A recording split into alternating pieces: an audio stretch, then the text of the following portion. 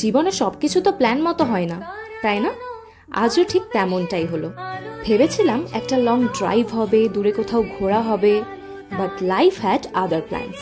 তাই সকালটা একটু দেরিতে শুরু হওয়ায় যেখানে যাওয়ার কথা ছিল সেখানে আর যাওয়াই হলো না।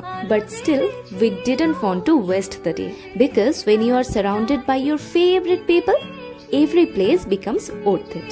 আর এভাবেই আমরা পৌঁছে গেলাম ঘাগরবুড়ি মন্দিরে। জানি না কেন, কিন্তু এখানে এলেই একটা অদ্ভুত শান্তি অনুভব করি।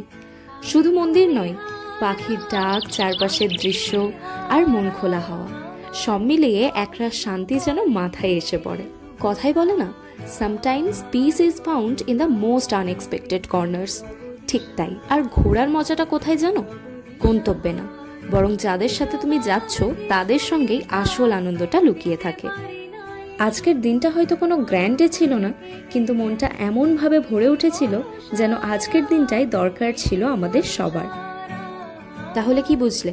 কখনো কখনো ভুল দিকটাও ঠিক রাস্তায় নিয়ে যায়, because that's the beauty of life.